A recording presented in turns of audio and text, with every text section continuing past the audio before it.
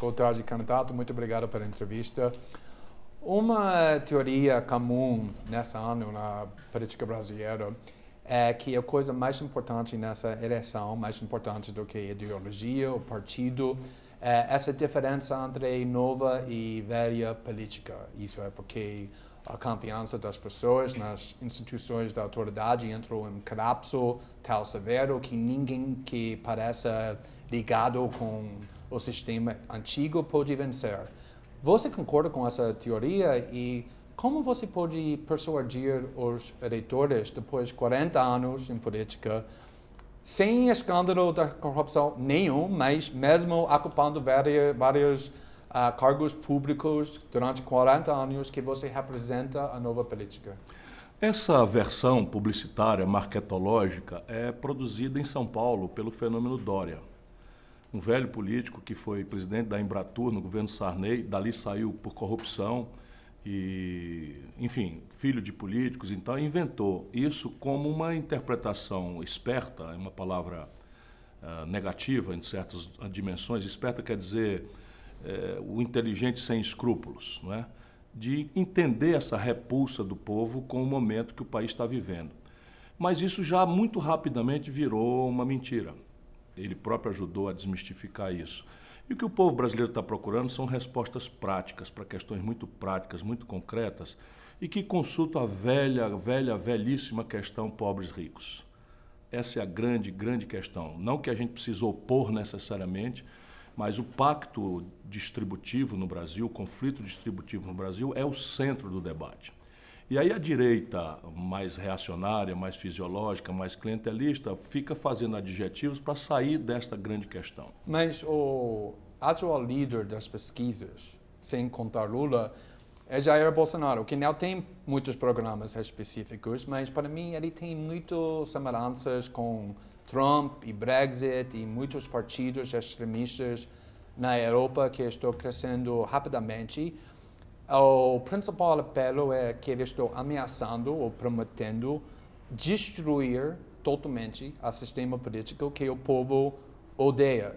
Você acha que esse sentimento também é significativo aqui no Brasil? E você é um político que vai mais proteger o sistema político ou vai ajudar a destruí-lo? Não, o sistema político brasileiro precisa ser destruído e criado um novo, porém politicamente. A linguagem da democracia é a política. O que o Bolsonaro é talvez o outro exemplo daquilo que eu estava dizendo na pergunta anterior. Bolsonaro é deputado no Brasil há 28 anos. O mandato no Brasil são 4 anos, ele tem 7 mandatos. E a origem desses mandatos é o Rio de Janeiro, que é o epicentro da corrupção no Brasil. O governador preso, o presidente da Assembleia preso, o Eduardo Cunha, que foi presidente da Câmara, preso, e ele sempre foi aliado dessa gente toda. Chamou na sessão do impeachment, chamou Eduardo Cunha de herói. Não é? E eu sou antagônico a essa gente o tempo inteiro. Já fui processado porque denunciei o Bolsonaro, o Eduardo Cunha como corrupto, o Michel Temer como corrupto. E isso é muito isso. Então o Bolsonaro interpreta um personagem. Se ele for combatido dentro do texto dessa peça, não é, que identifica o medo e propõe respostas toscas para a violência impune que campeia no Brasil de uma forma rigorosamente assustadora. Ele propõe a negação da política sendo um político profissional. Mas como você explica o fato que ele está liderando essas pesquisas? Ele está liderando porque 1/5 do povo brasileiro, não é, está cansado com a política. E ele representa nesse personagem... E você acha que esse sentimento tem validade? Eu acho que tem validade. Eu acho que ele é o certo que vai perder a eleição. Com a minha experiência, sim. Não sei quem vai ganhar ainda, há uma brutal disputa, né, entre uma certa racionalidade à direita, que o Alckmin representa, uma certa capacidade de traduzir o protesto em coisas práticas para o futuro, e eu rivalizo nisso com o candidato do Lula, mas eu sei, na minha impressão, que o Bolsonaro é o candidato condenado a perder. Tem muitas pessoas que, incluindo você, que criticaram essa enorme aliança que foi construída pela Geraldo Alckmin. Mas você tentou entrar uma aliança com alguns desses mesmos partidos, incluindo o PP, o partido mais acusado pela Lava Jato. E também você escolheu como seu vice uma senadora que até o ano passado foi um membro do PMDB, provavelmente o partido mais corrupto no Brasil, talvez no mundo democrático. Como você pode prometer limpar Brasília quando, ao mesmo tempo, você está tentando formar alianças com os partidos mais corruptos? O Brasil não é para amadores e um observador internacional, eu sei que não é o seu caso, não nos entenderá jamais. O Brasil tem 35 partidos políticos, 27 dos quais têm representação no parlamento. Todos os especialistas afirmam que a renovação será muito pequena, apesar de toda essa repulsa à política tradicional, à velha política. O partido que mais deve eleger deputados no Brasil fará pouco mais de 10% da Câmara.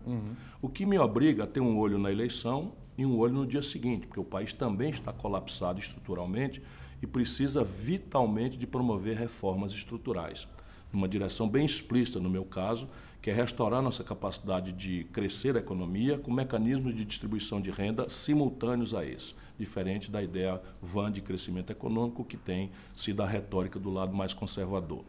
E isso, então, me vulnera a aceitar dialogar, seja com quem for. Eu nunca imaginei, nunca passou na minha cabeça que esse grupo chamado autorreferido de centrão, que basicamente é uma coisa mais fisiológica e clientelista do que de direita, pensando na realidade brasileira. Mas eles sinalizaram para mim, para conversar, e eu tive que conversar com eles. E estabeleci alguns limites. Por exemplo, agendas práticas, reforma trabalhista. Você não recusou esse convite, você aceitou. Eu aceitei conversar negociou a possibilidade e propus a eles uma linha programática. Sim. E que só era possível, eu disse com explicitude, só era possível o entendimento entre nós daqui para frente.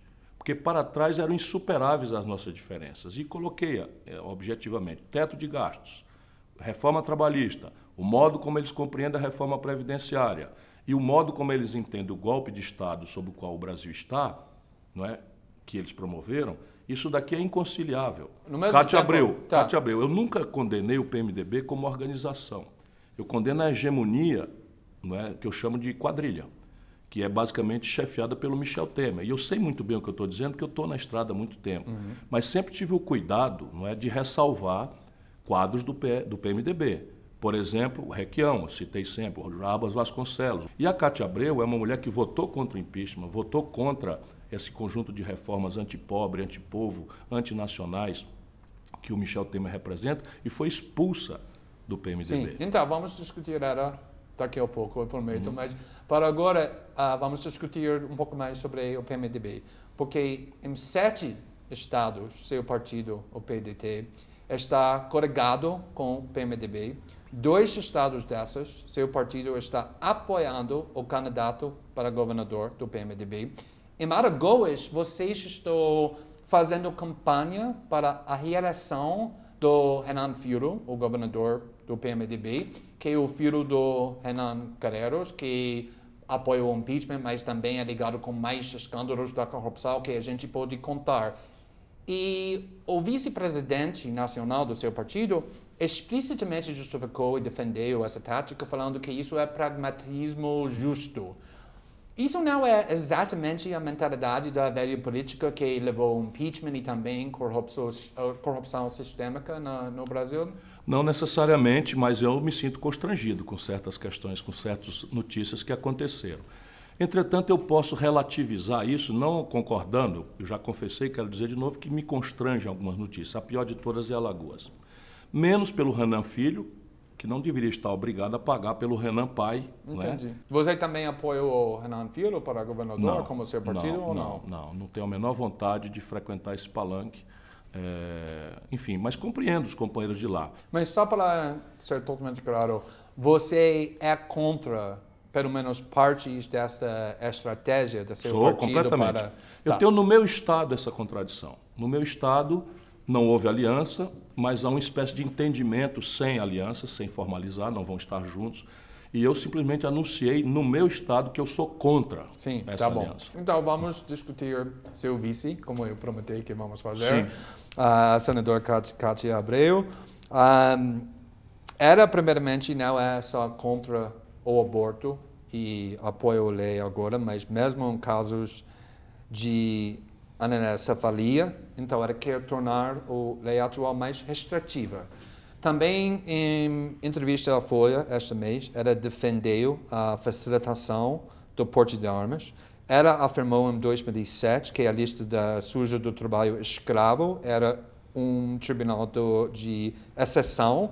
A campanha dela, em 2014, recebeu R$500 mil de uma empresa flagrado com trabalho escravo, e o próprio irmão da senadora também teve seu nome na lista. Ela é uma defensora dos interesses da agroindústria, por exemplo, agrotóxicos. Então, eu sei que você não pode concordar com todas as posições do seu vice, eu sei disso. E também eu sei que você já disse que era mais conservadora do que você, e por causa disso você escolheu ela, porque a esquerda aqui não pode governar. Entendo tudo isso. Mas, no mesmo tempo, você passou os últimos 2, 3 anos culpando o Lula por colocar o Temer e Cunha na linha da secessão. Então, como pode justificar botar uma política com essa história na segunda lugar na linha da secessão? Quem conhecer a história da Cátia Abreu fora desses estereótipos e dessas simplificações, que não é o seu caso, que trabalha a pesquisa... Alguma coisa foi falsa? Não, mas assim, condená-la porque o irmão está numa lista de coisas é uma ilação, não é? Que tudo bem. Então lá vamos para as castas familiares. Então o camarada que utiliza trabalho escravo ou matou alguém vai me contaminar. Aí é um pouquinho complicado, embora guarde coerência com uma visão que eu não vou esconder. Eu escolhi a Cátia Abreu por isto. Então eu preciso assumir e explicar para as pessoas. Primeiro, Cátia Abreu ficou viúva com 25 anos de idade, com um filho na barriga e 2 crianças para criar. Assumiu imediatamente a tarefa, com 25 anos, de criar sua família. Vem deputada federal, vem senadora 2 vezes, vem ministra da Agricultura e Pecuária. E nessa condição, dá para olhar, eu só tenho orgulho da trajetória dela. Qual é a minha censura ao Temer? É porque ele é conservador? Não. Eu tive muito entusiasmo, até hoje lembro com grande saudade, do vice que o Lula escolheu para si, que era o Zé Alencar, um dos maiores empresários brasileiros da Cota Minas, que também foi acusado de trabalho escravo, em condição análoga de escravo. E eu conheço o Zé Alencar. O Zé Alencar é uma figuraça extraordinária. E não é porque ele é conservador que o Temer é conservador, é porque o Temer é corrupto. O Lula escolheu o Temer, eu e o Lula sabíamos que o Temer era corrupto. E corrupto na presidência da República, um corrupto notório, é uma coisa que choca qualquer pessoa. Não tem nenhuma corrupção da Cátia Abreu? Essa história, zero. Defendendo... Nunca respondeu por nada mal feito, etc, etc. Se você olhar, a legislação brasileira permitia que a contribuição empresarial fosse legítima e legal. Todos nós, eu não estou falando eles, todos nós recebemos. E, por regra, a corrupção no Brasil está encastelada na iniciativa privada. Mas isso não quer dizer, né, que porque aquela empresa amanhã foi flagrada na picaretagem, que o fato dela ter financiado uma campanha obriga você a ter solidariedade com isso. Numa civilização minimamente respeitosa das franquias democráticas, é a denúncia, é o inquérito, a devida apuração do contraditório, a ampla defesa, é a presunção de inocência. Ela não responde por nada. Mas porque quando eu entrevistei o Lula e também o Dilma, eu perguntei a mesma coisa. Como você pode formar uma aliança com o PMDB e não é a sua culpa que o Temer e Cunha estão com poder? Para mim, eles responderam com esse mesmo argumento. Não, eu sei que você... Estou vendo uma diferença. Eu estava lá. Mas não, eu estou fazendo, olha, não podemos governar sem os partidos centristas. Isso é mentira. A diferença para você é Cátia está sem corrupção e decência e espírito público. E, basicamente, compromisso com o projeto que eu estou defendendo. O Brasil não vai sair dessa encalacrada estrutural sem um projeto nacional de desenvolvimento que associe concretamente os interesses da produção, que a Cátia, para mim, representa brilhantemente, com os interesses do mundo do trabalho, que eu tenho mais instantâneo reconhecimento como representante. Em quase todas as entrevistas que eu vejo com você, os jornalistas fazem a mesma pergunta com você. sobre o que eles chamam seu comportamento. E temperamento. Para mim, exatamente. E para mim parece que quase eles estão exigindo que você promete que você está melhorando com isso, que agora você é mais bem comportado, mais gentil, mais comportado, mais educado. Às vezes, para mim, parece como você está prometendo isso. Já melhorei, pensei sobre isso. Mas quero a sua opinião sobre essa questão. Nesse momento na política brasileira, dado que está lá em Brasília, que tem poder, esse país precisa de mais um presidente fino e educado, com boas maneiras, ou um presidente mais combativo, mais agressivo para lutar contra essas facções controlando o Brasil? Definitivamente, o Brasil precisa de um presidente afirmativo, que restaure a autoridade do Estado de Direito Democrático e que confronte uma lógica de privilégios que está matando o país. Eu tenho ouvido essa tentativa e eu me sinto, de alguma forma, lisonjeado, porque depois de 38 anos de vida pública, né, governador, prefeito de capital, ministro 2 vezes, tudo que se levanta contra mim é um possível temperamento. Eu não vou mudar o temperamento, apenas não vou dar, por habilidade, por tática, eu quero ganhar as eleições, eu não vou dar um elemento adjetivo para isso. Eu prefiro manter minha intransigência, minha valentia no substantivo. Então, estou propondo um tributo progressivo sobre heranças grandes, estou propondo um tributo sobre lucros e dividendos, estou propondo rever todas as renúncias fiscais que se deram a grandes corporações, que não se explicam num país que está quebrado, com a população morrendo às moscas, sem capacidade de investigar nem 10% dos 63.800 homicídios que aconteceram. Então, eu abro mão do adjetivo, não é? Para sustentar a mesma posição. Ok, mas estou perguntando sobre essa questão, sobre esse comportamento, porque para mim o momento com o mais impacto nessa eleição até agora foi no último debate presidencial, quando a Marina enfrentou Bolsonaro diretamente, em todas as formas, fisicamente ficando bem perto dele, apontando o dedo, denunciando o caráter dele. Esse momento se tornou viral, todo mundo está animado sobre isso, discutindo isso. Enquanto ela está fazendo isso, você está falando, gostaria de chamar meu velho amigo, meu amigo querido, o governador Geraldo Alckmin, não é nada pessoal, quero só discutir questões importantes com meu amigo que conheço há muitos anos. Você se preocupa que esse estilo, para mim, novo estilo para você, faça você parte do sistema político que tantas pessoas detestam e perder seu diferencial? Não, em absoluto. A Marina, que é mulher, magrinha, baixinha, frágil na sua aparência, ela pode encarar o Bolsonaro, botar o dedo no nariz dele e está tudo muito bem. Eu, corpulento, forte, muito treinado, né? Eu tenho um exercício acadêmico muito grande. Se eu fizesse aquilo, eu transformaria ele numa vítima da minha arrogância, entendo, da minha prepotência. Mas não precisa necessariamente ser físico, mas essa forma de discurso. Não, mas veja bem, eu estou fazendo uma tática para me apresentar uma importante faixa do eleitorado que não me conhece. E essas pessoas estão muito infensas à política. E elas não querem ver um bate-boca. A Marina fez aquilo, divertiu a todos nós que temos um antagonismo grave. Eu fui lá e dei um abraço nela. Somos velhos amigos, o que é que eu posso fazer? Mas para todas as pessoas que você não conhece, você acha que tem urgência que você diferenciar você de Alckmin, de Henrique Meirelles, de Álvaro Dias? Quando todos nós estivermos conhecidos, e essas questões de atributo pessoal, da capacidade de disputar de forma educada, elegante, isso é minha história. Se você recuperar meus debates para governador, meus debates para prefeito, eu fazia isso. Porque as pessoas até gostam.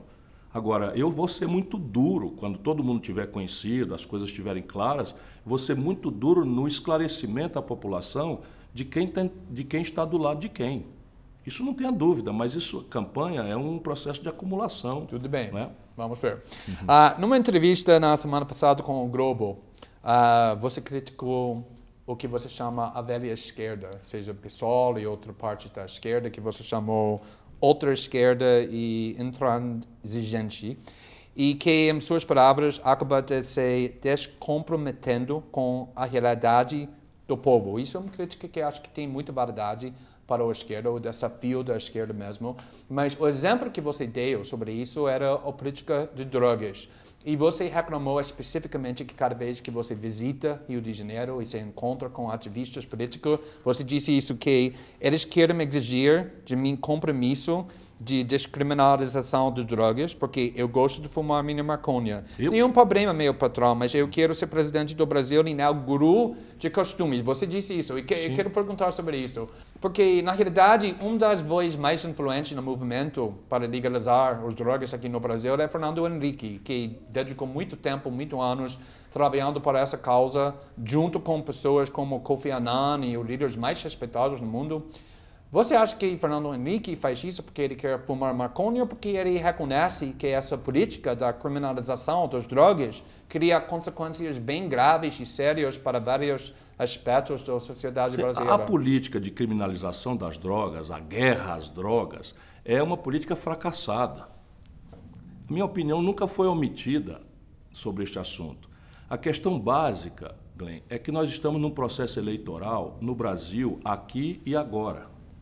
O presidente da República não tem atribuição para resolver isso. Ele pode colocar o peso da sua liderança, mas sabe qual é a chance de uma iniciativa do presidente da República dirimir essa questão? Zero. Eu sei, mas você está zombando essa preocupação não é como zombando. alguma coisa pequena. O problema é que as pessoas tomam a minha opinião pela parte publicada delas.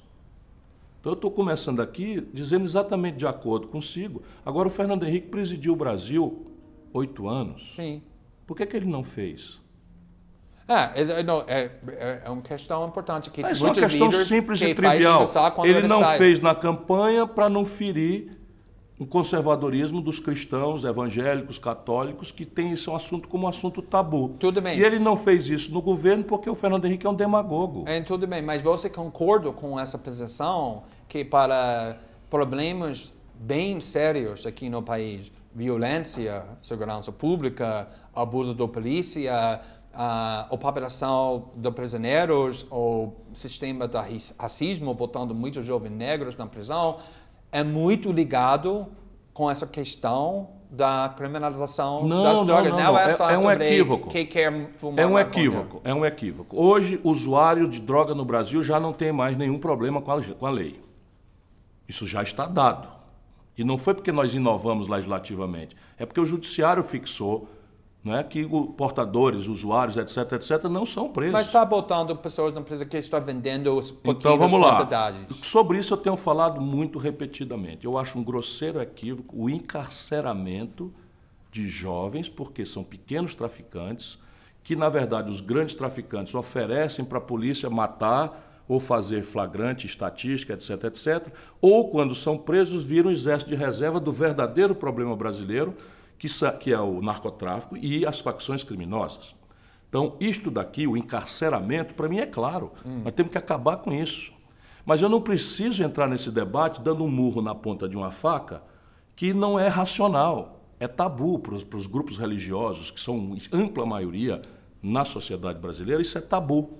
E, de repente, eu que estou preocupado com o combate à corrupção, eles são meus aliados. Eu estou preocupado com a pobreza, a miséria, a desigualdade, eles são meus aliados. E eu vou jogar todos eles fora por uma imprudência, um descuido, um despotismo esclarecido. Mas isso não é o que o líder faz? Não. O líder verdadeiro, ele compreende a sua nação e procura resolver os conflitos mediando, estabelecendo a magistratura. Então, eu tenho proposto para debater a política de Portugal. Mas, geralmente, sobre essa questão, você é conhecido como uma política que tem opiniões fortes e você se expressa na forma assertiva. Mas muitas vezes tem debates cruciais que estão acontecendo aqui no Brasil e também na toda a América Latina, o direito do aborto, a criminalização das drogas, onde você se recusa a dar uma posição muito forte falando que você vai deixar isso para plebiscito, o referendo, deixando o povo decidir. E gostaria de saber, porque essa é uma tática usada por muitos políticos, muitas democracias, para escapam as questões controversas. Isso que você está fazendo um cálculo político ou como você decidir quando você vai ter uma opinião forte que você expressa e você deixa, vamos deixar isso para plebiscito? É muito improvável que qualquer assunto, seja ele tabu ou não, eu não tenho uma opinião assertiva, clara, contundente, que você pode recuperar na internet. Qual é a sua opinião qualquer assunto, sobre qualquer discriminação assunto. de drogas? Entretanto, uma coisa é o cidadão Ciro Gomes, livre para opinar, para escrever, acadêmico, e outra coisa é alguém que quer representar um momento de transição criticamente grave da vida brasileira, em que eu posso desperdiçar energias populares que são potencialmente solidárias na hierarquia dos nossos dramas, muito mais grave do que essas outras questões que são graves também para muitos grupos de coisa, por inabilidade política. Então, eu estou sendo explícito. Nesses assuntos que têm uma interdição moral, religiosa, eu não vou me omitir. Eu vou me colocar, vou desacralizar o assunto e vou promover um debate. Eu não estou propondo, como a Marina, um plebiscito, não. Eu acho, por exemplo, que a questão do aborto, antes do próximo presidente se estabelecer, estará resolvida pelo Supremo Tribunal Federal. Como nós resolvemos lá atrás, pelo Supremo Tribunal Federal, o efeito civil do chamado casamento gay. E isso vai se acumulando na vida brasileira e eu tenho que ser hábil. Não é para me omitir, não estou me omitindo de nada. Se esse assunto virar comigo, eu vou acabar com o encarceramento. Tá. Isso é compromisso meu, mas uma coisa é o encarceramento, todo mundo vai ficar de acordo comigo. Outra coisa é eu entrar num debate estéril, moralista, religioso, não é racional, né, sobre descriminalizar o uso de drogas. Quais são as drogas? Vamos descriminalizar a maconha, que é só o que eles querem. E a cocaína? E o Portugal fez para todos. E o crack, eu sei. Mas veja bem, o Brasil não é Portugal. Esse é o modelo melhor que eu estou colocando como minha proposta no meu programa de governo. O modelo de Portugal. Mas o Brasil não é Portugal. Então, você está falando que você é contra a descriminalização para todas as drogas ou você é a favor? Eu não estou convencido. Acho que a maconha é irrelevante. Acho que não precisava ser crime, mas essas drogas químicas pesadas, eu tenho muita dúvida se descriminalizar é a solução. Sabe por quê? Eu não conheço um precedente onde funciona. Você acha que como a tolerância zero também não tem precedente de funcionar. Mas você acha que a guerra às drogas está melhorando? Acho que ou ela está perdida, está piorando. Está piorando. Agora o Brasil está passando uma epidemia de violência, não só em geral, mas especificamente contra as mulheres, motivado por gênero. E também, além disso, dados mostram que mulheres ganham, em média, 3/4 do rendimento, o salário dos homens fazendo o mesmo trabalho. E quando outros candidatos presidenciais estão questionando sobre esses problemas, para mim, eles respondem em uma forma muito vaga, como eles nunca pensaram sobre esse problema, nunca ouviram que esse problema existe. Mas seu programa tem a igualdade de gênero como um dos pontos centrais. Mas gostaria de saber quais políticos especificamente você vai implementar, não com palavras lindas como garantia de aplicação da Lei Maria da Penha ou adoção de médias apropriadas para melhorar a capacidade de mulheres para obter renda, mas especificamente para reduzir essa violência contra mulheres e para resolver essa desigualdade de salários. A desigualdade de salário já é ilegal. O Brasil é signatário da Convenção da OIT, que determina o salário igual para a mesma jornada de trabalho. Está acontecendo o mesmo. Está acontecendo. Então, trata-se de enforcement. E quem faz esse enforcement é o Ministério do Trabalho. A fiscalização, comigo, é assim, vai pagar salário igual, e isso é, sim, tarefa do Estado promover. Ao contrário do que diz o Alckmin, o Bolsonaro e outros liberaloides brasileiros. Vai pressionar as empresas, mas você acha que... Fiscalizar e multar. Mais do que pressionar, fiscalizar e multar, porque isto é ilegal. Eu pretendo revogar a atual reforma trabalhista e substituí-la por uma nova que encerre determinadas aberrações, entre elas a faculdade que este país permitiu em pleno século XXI de que um patrão coloque uma trabalhadora grávida em ambiente insalubre. Já não tenho a mesma segurança do que fazer para especificamente olhar, sob o ponto de vista de gênero, para o crime contra as mulheres. É uma tendência assustadora que está acontecendo no Brasil, mas é uma tendência ainda, não são números absolutos tão graves quanto o morticínio de jovens, pouco importa o gênero aqui, mas são quase sempre homens, né?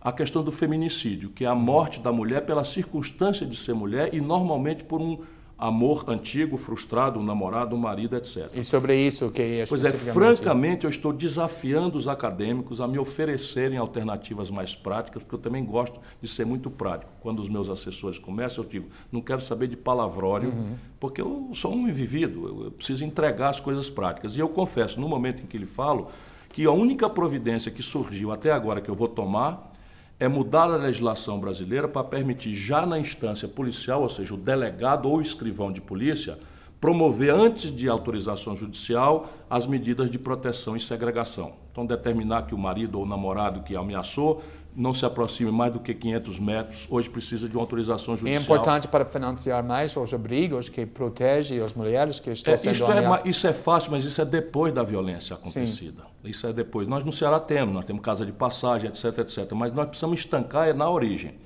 E eu realmente ainda estou estudando, porque a única providência prática que eu achei em toda essa consulta que eu faço é essa de permitir com mais agilidade que o delegado determine medidas de segregação para confinar ou atenuar o risco antes de que aconteça. Isso é uma coisa que já está decidida por mim. Mas você tem umas outras questões no Brasil. Por exemplo, 63.880 homicídios. Quase todos jovens, quase todos negros, quase todos pobres, quase todos na esteira de disputa de território por droga. Aqui é trazer para a instância federal a responsabilidade da investigação até a segregação prisional para o governo federal contra as facções criminosas. No oposto do que alguns estados fizeram, que fizeram acordo com essas facções criminosas, em troca de, deixando frouxa a circulação de droga, eles garantirem que não haverá homicídio. São Paulo é o caso. E no Brasil nós precisamos mudar isso completamente. Todo o comando das facções criminosas hoje, em São Paulo, que está infernizando o Brasil inteiro, estão em prisões estaduais.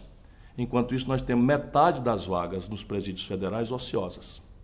E sobre essa questão da intervenção do federal, o militar no Rio de Janeiro, você acha que essa está funcionando nem um pouco? Ou não, isso foi um insulto à dignidade do nosso povo. Não é? Eu disse isso antes, na hora que todo mundo... Porque o povo está com medo. E como o povo está com medo, os políticos espertalhões que são, não é, oferecem soluções mágicas, rápidas, drásticas, barulhentas e aparatosas, e isso, no primeiro momento, causa determinadas ilusões de ótica. Mas quem estuda as coisas, quem tem experiência, já dava para ver que isso seria uma tragédia. Por quê? Porque Força Armada é treinada para matar o inimigo. E nós precisamos de forças policiais que formem a culpa, que aperfeiçoem a prova, que façam a investigação para segregar o bandido, o meliante. São tarefas completamente distintas, a literatura é farta nesse assunto. O México cometeu mais ancestralmente essa imprudência, corrompeu completamente parte importante das suas forças armadas. Sobre educação, você acha que a escola é um lugar para discutir gênero, sexualidade, homofobia e igualdade de todas as formas de famílias? É evidente. Não existe esse negócio que o Bolsonaro inventa para assustar as pessoas, de que nós estamos introduzindo uma cartilha de manual, cartilha de ensinar a criança a ser homossexual. Isso tudo é uma brutal canalice, né? Nunca houve isso. O que nós precisamos fazer é que a escola seja um lugar que informe de forma iluminista as coisas da vida. Não para fazer cabeça disso ou daquilo, mas introduzir a ideia da diferença, da tolerância. Isso é absolutamente imperativo. A rigor, para não ficar numa proposta que parece de longo prazo para um assunto tormentoso, só vamos enfrentar o problema da violência contra a mulher, que eu não soube responder com devida ênfase, porque sou honesto, né? Se nós criarmos um jovem, uma criança, uma humanidade diferente, não é? Sim. E isso se faz na escola. Então, sobre esses dois problemas que acabei de perguntar, sobre desigualdade de gênero e também o problema com homofobia e todas essas atitudes, você, claro, tem propostas de parte da sua campanha, mas durante seus mandatos como governador, ou durante os mandatos do seu irmão, do governador também, vocês fizeram alguma coisa específica sobre esses dois problemas? Sim, eu como governador fiz o que pude para criar esse ambiente. Qual política políticas você afirmativas, bastante claras. Eu criei um locus perto do meu gabinete para fazer isso, criamos comissões para fazer isso. Mas não comissões para discutir, mas políticas específicas. Você implementou, como governador, políticas para combater a desigualdade de gênero, homofobia? Sim. Toda a capacitação do magistério do Ceará durante o meu período introduziu a discussão da tolerância e do respeito à diversidade. Para concluir, quero perguntar um pouco sobre Lula e Lava Jato, porque não pode entrevistar ninguém neste país sem perguntando sobre isso. Você tem sido, para mim, bem consistente sobre sua opinião sobre o caso criminal de Lula. Se não me engano, você acredita, por um lado, que faltam evidências suficientes para justificar a condenação de Lula, mas, por outro lado, você acha que é louco para olhar como Lula como uma vítima da judiciário com motivos políticos, tá certo? Perfeito. Coisa que não estou entendendo sobre a sua posição, não estou entendendo sinceramente. Como pode explicar que agora 4 juízes afirmaram essa condenação na maneira que garantir que Lula vai ser barrado para candidatura da presidência, exceto que o judiciário está comportando com motivos políticos? Como pode explicar isso? É simples de explicar. Eu conversei com Lula e só ele pode definir que tipo de reação vai ter diante do fato de que uma sentença frágil, homologada por um tribunal regional, o coloque na situação de uma lei que, bem intencionada, é uma aberração jurídica que ele, Lula, fez acontecer contra a minha opinião. Tá. Veja bem, deixa eu explicar. Tá. Então, se o paciente se sente vítima de uma trama golpista, marginal à lei, envolvendo organicamente o judiciário, na América Latina, você denuncia e vai para o exílio, vai para a embaixada, levanta o povo. Não, a opção do Lula, pessoalmente, foi recorrer. O recurso supõe a crença no sistema. Portanto, não dá esquizofrenicamente para eu dizer que o judiciário está numa trama golpista e eu recorro a esse judiciário esperando que ele considere o meu recurso. Mas é possível para o judiciário, o juiz, por exemplo, nos Estados Unidos, juízes, o Supreme Court está sempre sendo acusado, decidindo com motivos políticos, motivos corruptos, não golpe, mas com motivos políticos e não com pensamentos, decisões sobre a lei. Isso é possível aqui, que, não gosto do discurso que o Lula é vítima do golpe do judiciário, mas que ele está se comportando com motivos políticos. O judiciário brasileiro está completamente fora das suas atribuições. O Ministério Público brasileiro passou de qualquer razoabilidade. Isso é uma peculiaridade do momento brasileiro. O poder político, democrático, destruiu-se. A presidência da República desmoralizou-se na esteira de corrupção e de desconfiança. E o poder legislativo, que são os 2 poderes democráticos de origem popular, também apodreceu, perdeu a confiança da nação. Além do Ministério Público eleito aqui, são concursos. E eles se atribuem um despotismo esclarecido de tutelar a nação. Isso, no nível municipal, virou uma anarquia, uma anomia, né? uma aberração institucional, que é uma das tarefas que eu tenho, de devolver a funcionalidade das instituições brasileiras ao seu cada qual. E até fui muito condenado, porque falando no ambiente popular, eu disse que cada um tem que voltar para a sua caixinha. Tá. Você acha que tem evidência suficiente para falar que o Geraldo Alckmin é corrupto? Na tarefa de um homem de Estado, há 2 responsabilidades, não roubar e não deixar roubar. Eu acho que ele clara e lucidamente deixa roubar.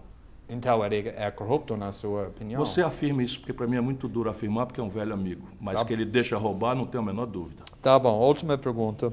Até agora você se recusa para falar se você usaria o poder de indulta em favor de Lula, se você se tornar presidente, porque você disse que não é certo para dar uma opinião sobre isso até ele completa todos os recursos. Isso não estou entendendo. Já sabemos a evidência que o Sérgio Moro apontou para justificar a condenação. Agora tem um tribunal que afirmou essa condenação, por que você não pode falar simplesmente se usaria o poder indulto se Lula perder no Por duas último razões. passo? Por duas razões. A primeira é que o Lula não quer isso, porque o Lula está no meio de um itinerário de recursos em que restam a ele duas apelações. O recurso extraordinário no STJ, um recurso especial no STJ e um recurso extraordinário no Supremo Tribunal Federal. Portanto, qualquer pessoa que anunciar um indulto está supondo, a premissa do indulto é o trânsito em julgado. Então, eu estaria supondo publicamente, sendo um adversário cordial, mas um adversário da estratégia deles, que o Lula vai ser condenado nas duas instâncias, como eu até acredito que vai ser mesmo, né? Porque não há muita margem a partir do que eles estão fazendo. É esquizofrênico você pegar uma multidão de militantes seus e ir para a porta de um tribunal. Isso é república de banana. Ou você não acredita na instituição e cumpre seus ritos, ou você não acredita na instituição e vamos à luta, como eu me propus lá na data própria. A outra razão é que cada vez que eu, de boa fé, pretendi ajudar o Lula, eu fui agredido, insultado violenta e traiçoeiramente pela cúpula do PT. Mas você estava criticando o Lula muito duramente o último ano também. Eu duvido que você encontre uma crítica pessoal ao Lula. Eu critico o comportamento. Vamos agora. Você acha correto? Você acha correto?